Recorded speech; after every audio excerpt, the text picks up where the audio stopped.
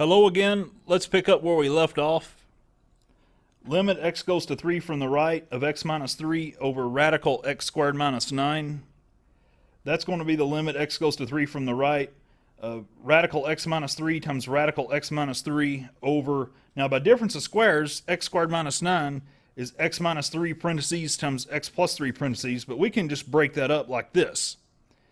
And again, there's no danger of taking the square root of a negative because we're coming at 3 from the right. And I did that on purpose. I'm coming in from the right on purpose. This wouldn't make sense from the left. I don't want to do complex numbers. That would be way beyond our scope. Now, so we have this. Now we're coming into 3 from the right.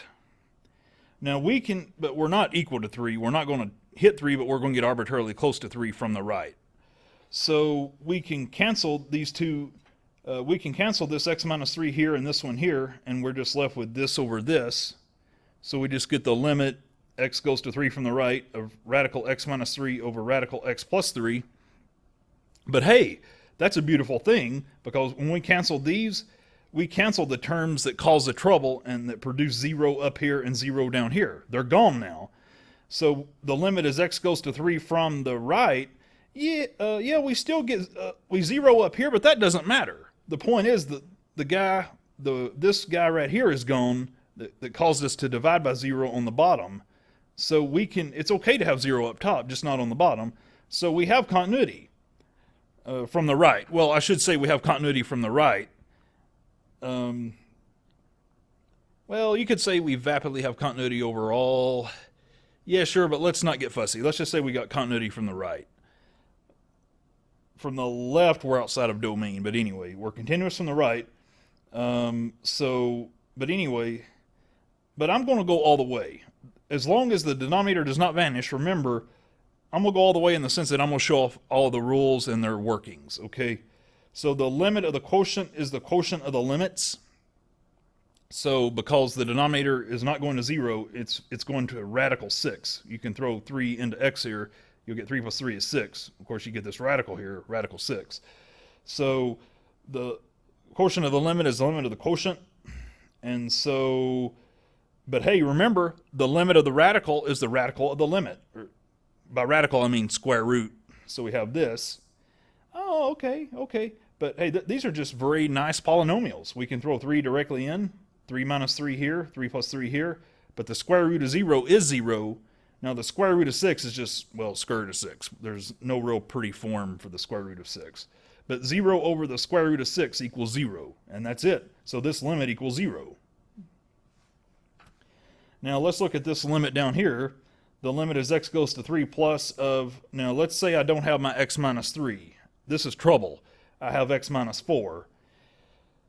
Well, now the numerator is not going to 0. The denominator is going to 0 from the, well, it's going to come into 0, but let's see if we can work. This is going to either be totally undefined or it's going to be infinite.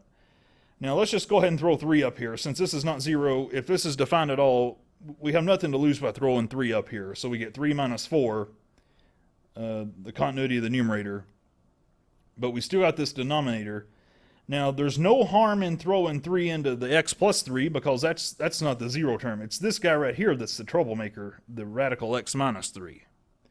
So if we throw 3 into here, we get radical 6. So we've, if it exists at all, it's going to conform to this. Okay, even if it exists in the directional sense.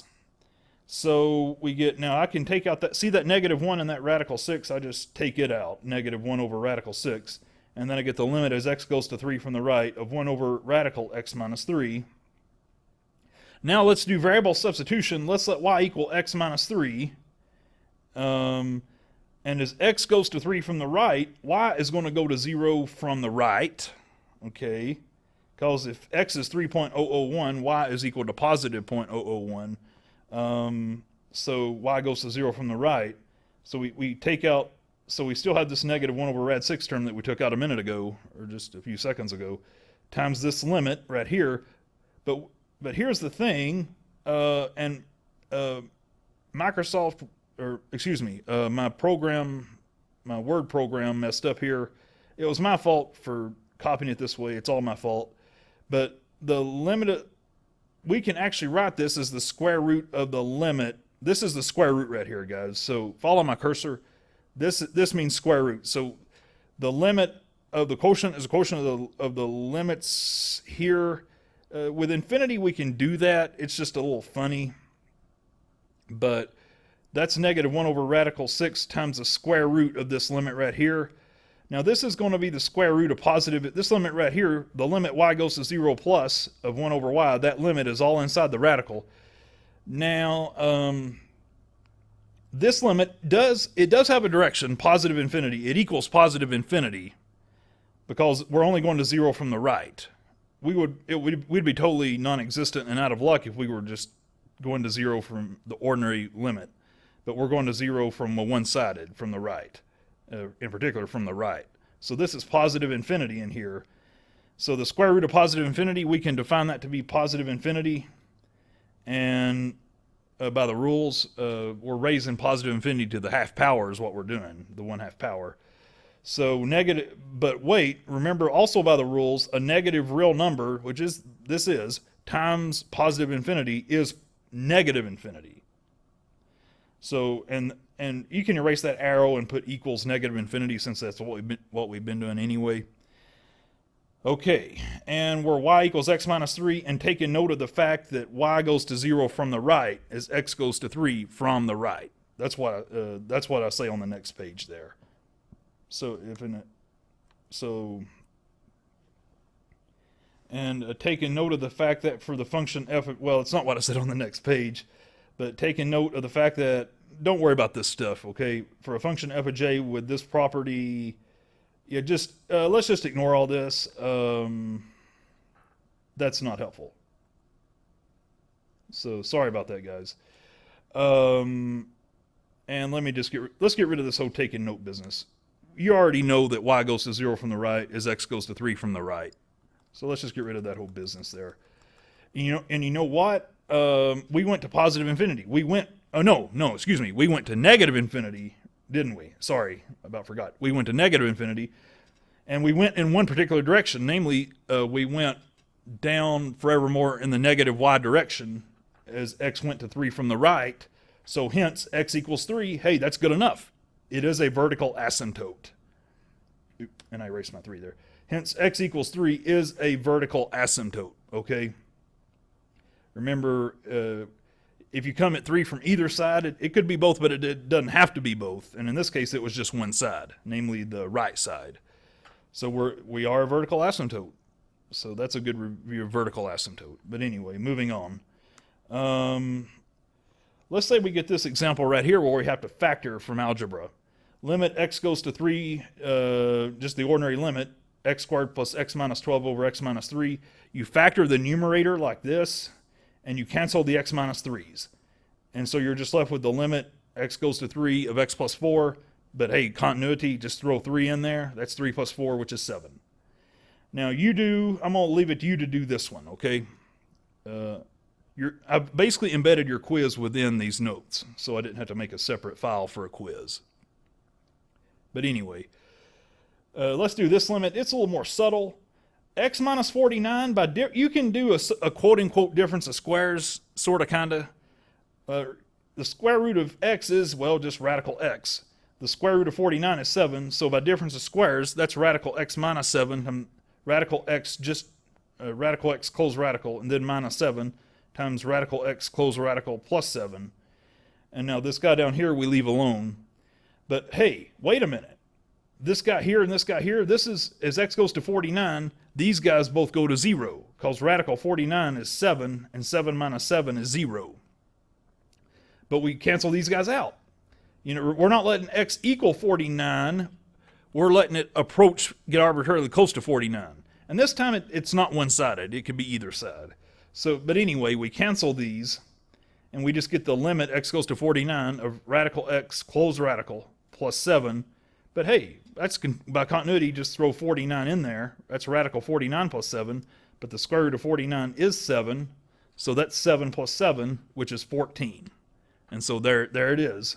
There's that one. And you do this example for a quiz. Okay, and here's another one. Now here's an honest to goodness. Now here is the prototypical one. X squared minus 49 over x minus 7. You just difference of squares the numerator like that. Then you cancel the x minus 7s. That puts you in good shape. And then you can throw 7 into here, and you get 7 plus 7 is 14. And there's your limit, 14. And you do this one on your own. Okay. And scrolling on down. Now here's a harder one. The limit of, now this is a difference of cubes. Remember, 343 is 7 cubed. And remember, 49 is 7 squared. So you factor this out. Difference of cubes, you remember you do a cubed minus b cubed is a minus b, where a is x and b is 7. So a minus b in one set of parentheses, and in the other set of parentheses, a squared plus a times b, or you could say b times a, plus b squared. And since b is 7, b squared is 49 in this particular case. So in this particular example, a equals x and b equals 7. And we're doing a cubed minus b cubed. Now downstairs we know how to do the difference of squares. It's easy. The difference of cubes is a little more, it may tax your memory a little bit more.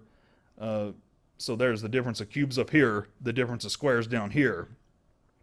But lo and behold, the same idea though, overall, we cancel the x minus 7s, and we just get the limit of this guy over this guy. But hey, there is no 0 on the bottom. We can just throw 7 in directly. 7 squared plus 7, that's just 49 plus 49 plus 49, 3 times 49 over, well, 7 plus 7 is 14, but that's 147 over 14. And you know what? That'll reduce, won't it? I didn't even reduce my fraction. Oops. Sorry guys, I didn't reduce. 7 to go into 14 2 times, and 7 to go into 147 21 times. Sorry about that. So my final answer is 21 halves. Always reduce the fraction, by the way. But anyway, there's that. And let's do another one. Now this limit this looks hard, but it's actually easier in a way. It's just a little long. X to the 12 minus 1 over x to the 5 minus 1, and we're limiting this as x goes to 1. Doesn't matter which side. The sides matter when you're doing like even radicals and all that, or even roots. But anyway, so the limit x goes to 1 of, now there's a rule in algebra that says you can factor this as x minus 1 times x to the 11th plus x to the 10th plus x to the 9th plus x to the 8th. Now I didn't want to write all that out, the x to the 8th, the x to the 7th, all the way down to x plus 1. So you get x to the 11th plus x to the 10th plus x to the 9th plus x to the 8th plus x to the 7th plus yada yada yada yada plus x plus 1. Everything in, everything in between is in here. This just stands for everybody in between. This is a laziness symbol, meaning I didn't want to write all that out. And down here in a similar fashion, I factor out x minus 1. Notice I fell down from 12 to 11 here. You go down 1 power lower. And here was 5, so in here is 4, so 1 power lower. X to the 4th plus x cubed plus x squared plus x plus 1. And there I wasn't lazy because it was easier to write all that out. Okay. And then now down here, that's the limit as x goes to 1 of all this over all this. But why? Because this x minus 1 here cancels with this x minus 1 here. That's beautiful because these two guys were, in particular this one down here, but this one up here too, they were causing me trouble. So I cancel them, and I just get this over this, or excuse me, I get this over this guy over this guy.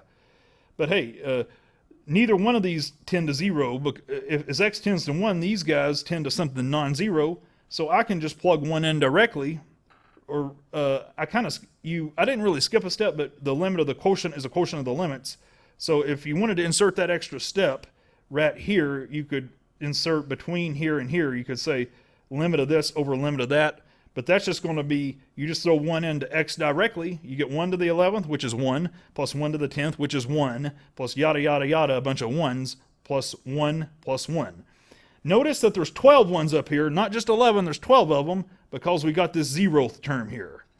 So we got 11 through here, and then we got this 12th term right here. And down here we got 5 terms, not just 4. Again, for the similar reason, we got this 1 to the 0 right here. So we have 12 ones added, which is 12, and we got 5 ones added together down here, which is 5. So 12 over 5. And you do this one as an exercise for yourself. Okay, that's a good one to know how to do. Now the next one is very hard. Let's stop the video. That's enough for this video. Thank you, and I'll see you on the next video. Whether I do this example in the next video, I don't promise. I might not, but we'll see. I'll see you on the next video. Thanks. Bye-bye.